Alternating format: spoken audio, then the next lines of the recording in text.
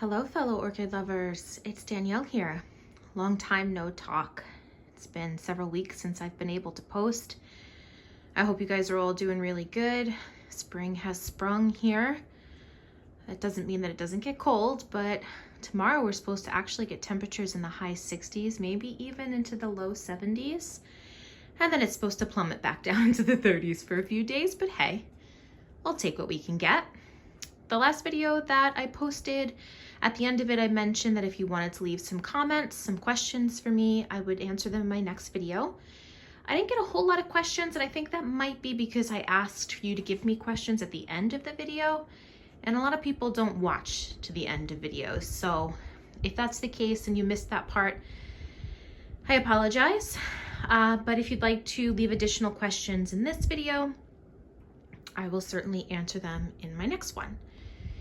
So I also wanted to show you some stuff that's going on with the collection because there's some exciting stuff, but I wanted to answer your questions first so that I make sure I'm addressing them. So the first came from Tran Von Soon or Von Sun. I'm not exactly sure, and if I pronounced it incorrectly, I apologize. But you just wanted to know if it's important to have a specific setup of equipment in order to grow orchids. And the answer to that is no. Depending on the type of orchid that you choose is really the answer to that question. So something like a hybrid Phalaenopsis is pretty universal. You can grow them pretty much anywhere. A lot of people grow them with no humidifiers, no supplemental lighting, etc. And it's just fine for them because in their environment, the orchid thrives. For many years, I grew my entire collection on a windowsill in an east-facing window. No, a west-facing window, I'm sorry. And they lived, they grew, they didn't all bloom, but they did live. And they're here with me now in this new place. But I have to say, for certain orchids, once I got the supplemental lighting and I changed the humidity levels in the room, there was better results. So you can grow most orchids, you know, your more run-of-the-mill types, especially like hybrid Phalaenopsis, in pretty much any environment. But the environment, depending on how much it complies with an orchid's needs, such as for light and for temperatures, will have an influence on whether or not the orchid does as well as it can. Oops, that was my finger. You don't want to see that. So what do I mean by that? So for instance, let's take this plant right here. This is Diane. This is the best blooming she's ever done for me. In my old environment, she didn't get enough light. She's a very large Phalaenopsis, and so I couldn't really get her in the best light because then she blocked the light for everyone else. So she really didn't bloom for me in my old environment. Now, since I moved here and she has supplemental lighting, she is changing her whole position on life, and I have gotten 2 very nice bloomings from her. This is the best one so far. Now, that doesn't mean that in the old environment she wouldn't have bloomed on occasion, but it might not have been as frequent or as plentiful. So you just have to take that into account. You know, what type of orchid you're going to get. If you are very limited in what type of environment you can provide, try to stick with something that's not going to have too many specific needs that's going to make it unhappy in your environment. So then the other questions came from 2 lovely ladies that unfortunately their comments do not show up in my feed. And so I'm not able to answer them personally, like in the feed. When I click on reply, the comment doesn't exist. So the first lady is Sharon Holmes. Sharon, I know you watch my videos, you comment on my videos. I have in the past been able to reply to you, but for some reason, the comment that you left on my last video, I could not reply to you. I could see it in my email, but it didn't exist anywhere else. And the question that you had was about Vandaceous orchids. So I know you love your Vandas, and you have several of them, but there are a few I believe that you mentioned might be struggling, and you weren't sure why. So I can only give you my experience with my first Vanda. So this is my Vanda up here. I have had her, she's one of the first orchids I got when I decided to try water culture and I started branching out from Phalaenopsis. So this is Sensei Blue. She never bloomed for me until I moved here. She tried to bloom for me back in my old home when I first got her, and she ate the spike, which I believe you mentioned that maybe one or two of yours has also done that. And the reason why I think she ate her spike was because as soon as I saw that flower spike, I got really scared that the water culture, which I was new to, was going to have a negative effect on her. And so I took her out of full water culture, and then she ate her spike. So now this orchid gets the best light I can give her, this bright light through this window most days. It's raining today, so not today. And she is in full water culture. As you can see, her roots are doing really good. She's got some growing tips coming. Oops, you can't see because there's a Phalaenopsis leaf in the way, but as you can see, her roots are branching. She is in full water culture. Now, you mentioned that in your environment, when you did full water culture with your Vanda, your roots started to rot.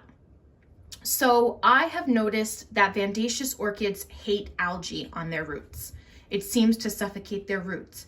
So I have to make sure that I'm cleaning those roots very regularly. I take a toothbrush and I just kind of scrub them. If I don't do this, they rot. So I don't know if maybe that's what happened and your roots had a little bit of algae coverage on them and the Vanda just dumped them because they don't care for algae. But I have found across the board, any type of Vandaceous orchid that I have that develops algae on its roots, it dumps the root if you don't get rid of the algae. So there's a couple of ways that you can deal with that. Some people suggest putting charcoal in the water. I've been using barley extract, and that does seem to keep the algae under control. But I also, at least once every other week or every week if I have the time for it, when I'm refreshing her water, I do scrub at those roots. And as you can see, she's giving me another spike. Now this orchid just spiked in October. So this to me is very quickly respiking. So I am thrilled beyond words because when she spiked in October, it was the first time I ever got a complete spike from her that actually matured. So I hope that that's helpful to you. And even if it's not exactly what your circumstances were, I hope that it gives you, you know, an idea to jump off from to try to maybe solve the problem that your Vandas are having. So the other person that commented, her name was Danielle Smith. Danielle, unfortunately, the same thing. I saw your comment in my email, but when I went to click on it to reply to you, unfortunately, it didn't come up, so I couldn't reply to you, but I'm going to reply to you in this video. So you had two questions. The first was, do I recommend when starting a Phalaenopsis in water culture to do wet-dry cycle? I do, yes. I think that semi-water culture is the best way to go when you first start an orchid. And if you can't do that, like if you have a very, very busy schedule and you don't know when you're gonna get around to watering your orchids, or you're going away, or whatever the case may be, just keep the water level super low if you can't do the wet-dry cycle, if you don't have the time in your schedule. But when transitioning an orchid over to water culture, if you can give them that wet-dry cycle, it's not going to cause the roots to break down and rot as quickly. Oftentimes, Nala, get down from there. Hey, hey, hey, hey. I don't want you to start chewing on something and get sick. Oftentimes when we put them in water culture, the roots are not used to growing in that method. And so many times, especially nowadays, Phalaenopsis orchids seem to be grown in moss. And that has a tendency to like really saturate their roots and get them used to a certain environment that once you take them out of it, they just dump their whole root system. And it wouldn't have mattered if you put them in bark or water culture. It doesn't really matter. They just, for some reason, an orchid that's grown in moss, Phalaenopsis orchid that's grown in moss, they just don't like being taken out of the moss. And so they will dump their roots. Now, if you give them a wet-dry cycle, it will slow that process down. Like for instance, oh, where is she? Okay, she's up there. So this one up here, this is my Secret Smile. She had quite an extensive root system, but she was in moss. I did wet-dry with her, and by the time she lost all of her old roots, as you can see, she had already grown some new ones. And so she didn't struggle. She didn't lose any of her structures. She did really well. So, you know, if she's going to dump her root system because you're making a change, you want her to dump it slowly so she can have a chance to grow new roots, and the plant won't go downhill for you. So yeah, so wet dry cycle, if you can swing it, if you have the time to do so, then yes, that's best. And then your second question was, you have some mature dendrobiums and cattleyas that you're looking to divide, and will that set them back? So this is a tricky question because it has a lot of variables to it. If you want to divide a plant, first of all, if a plant has been growing in a specific pot for a really long time, it's probably going to be fairly pot bound. It's probably going to have roots attached to the pot. So as you're taking it out, there is going to inevitably be some damage to the root system, and then you're going to be dividing it. And so you are going to cause a little bit of shock to the plant. Now, if you're gentle with that process, you know, and try to take your time and really do things slowly, then there will be less damage. And also you have to think about what time span the orchid is in. So for instance, if it's a Cattleya orchid and it grows its new roots once the new growth is a certain size, you may want to wait until that new growth is just putting out its new roots to divide it. So this way it already has a new root system on its way, so if it gets annoyed at you and dumps its old roots, it has new roots coming. So it should survive the transition a little bit better. So those are just little things to keep in mind. So like for instance, also if it's in bloom, you might want to wait. I've been needing to repot my Cattleyas for a really long time, and I've just been putting it off. So I finally got like a little window of time to do so. And unfortunately, my green bird was not happy. Now, oh, and there it goes. I did actually divide her as well. So that has a little something to do with it. She had an older portion of her that I actually put over here that I cut off. And I was just going to get rid of actually because it's really old and most of the bulbs had lost their leaves.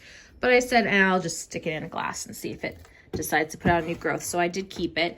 But as you can see, she did not care for that. Her flower dried up, and so there you have it. But her roots are still healthy. So she should move on from here hopefully soon, especially since that flower just dropped, as you saw. Hopefully we'll see a new growth from that particular bulb in time.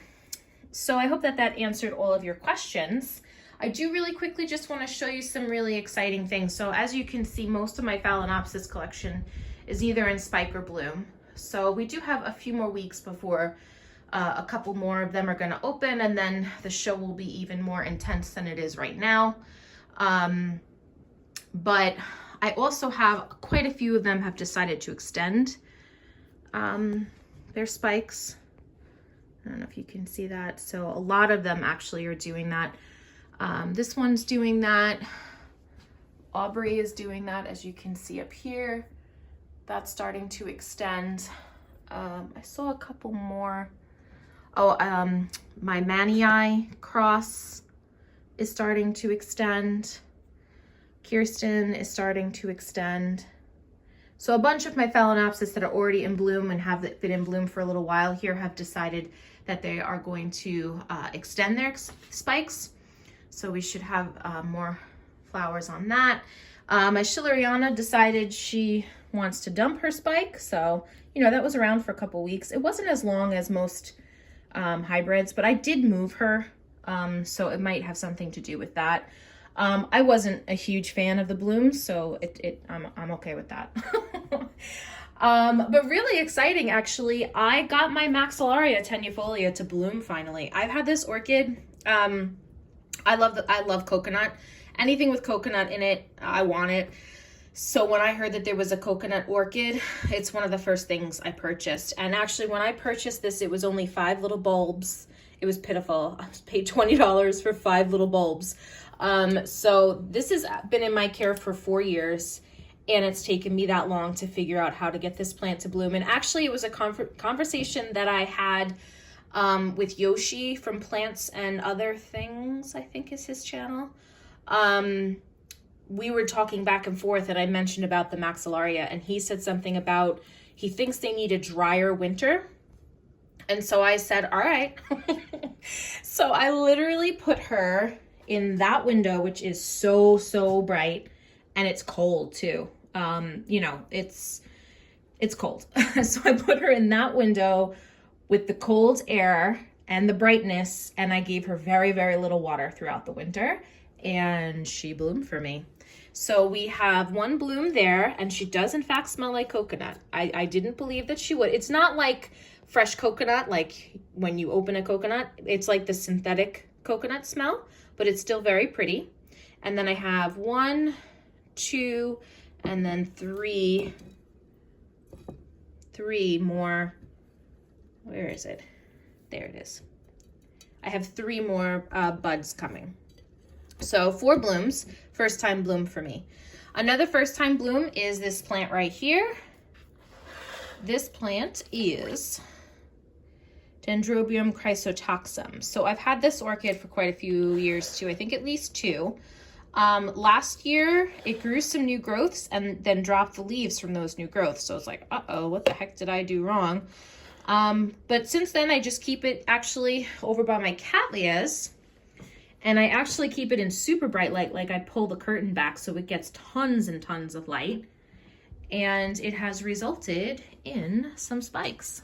First time spikes for me. You see right there, we've got a spike. And where else? I know there's another one somewhere. See right there? There's another spike. So she's gonna bloom for me. She's never bloomed for me before. Panning around, we have our Nora Takanaga is doing her usual thing. She's not even done blooming with one, and she's putting out some more spikes. She's just in continuous bloom all year round. Let's see, Catatante Kailua Karma, she has not bloomed for me. I've had her 2 years, I think, 2.5, maybe 3 years. And she never rebloomed for me, but she grew a monster pseudobulb this summer, and now she has 1 spike there, and then another spike starting there. So she's gonna have quite a few blooms for me, so I'm excited about that. She has really pretty, like, rusty orange blooms. My Dendrobium back here, hello. I don't see your tag, there it is. So this is my Dendrobium. I got this in the summer. Ooh, Rainbow Dance. She, as you can see, is coated in blooms, like just covered in them. Can't believe how many blooms this orchid has all over her. So when she's in full bloom, I will bring you back in here and show you, because that's going to be quite a show. I mean, I can't even count how many buds she has all over her. Every cane is covered, absolutely covered. My Dendrobium microchip is still going strong. Tons of spikes on that one.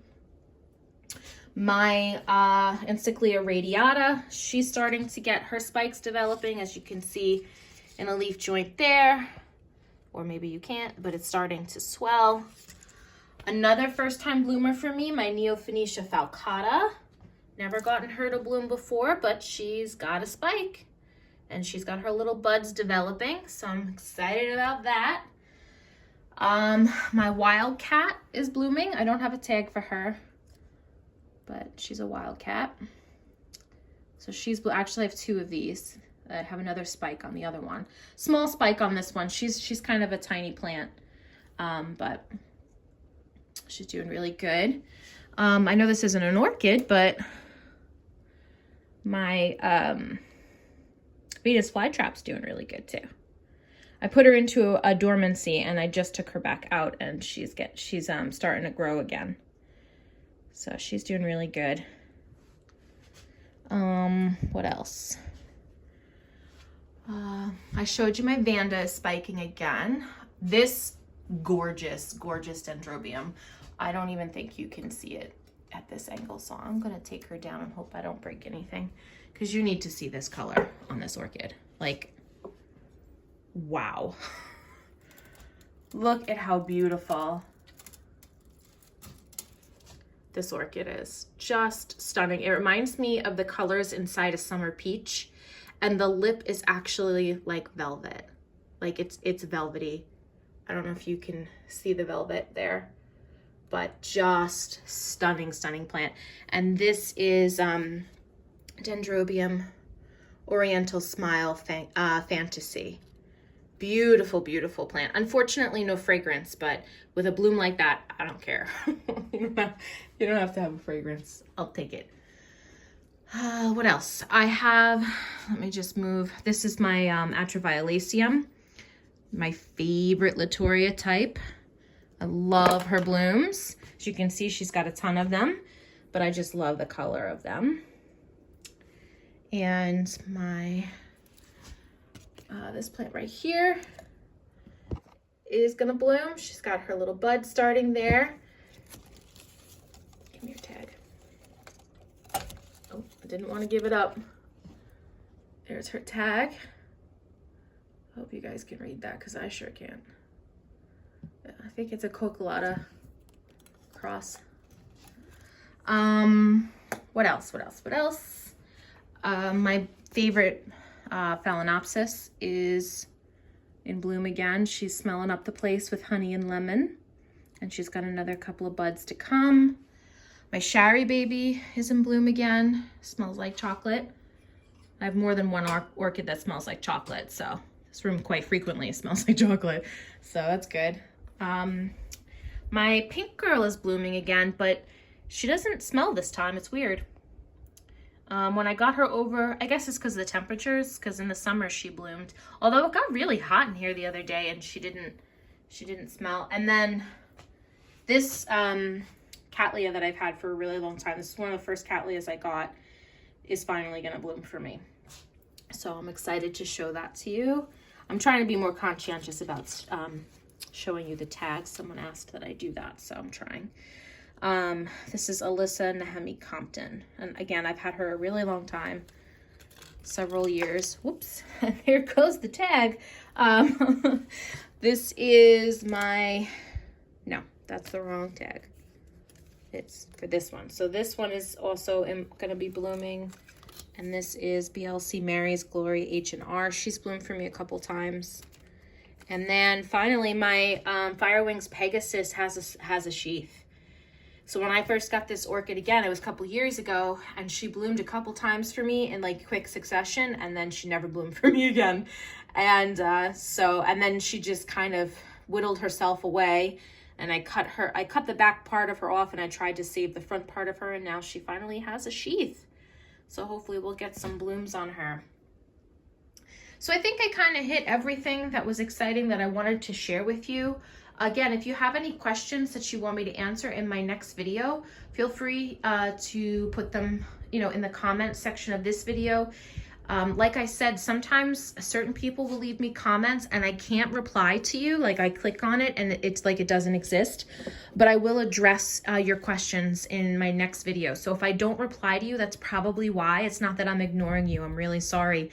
It's just there's some type of glitch in YouTube and I can't get to you. Oh, I meant to show you. I have another wildcat spike right there.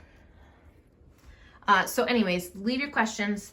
I'll answer them personally if I can. If not, I will definitely answer them in my video. If I am able to answer them personally, I will also include them in my next video just so everyone can get the answers as well. And again, I really hope you guys are having a wonderful beginning to your spring and you're all staying safe and healthy. And I will talk to you all next time.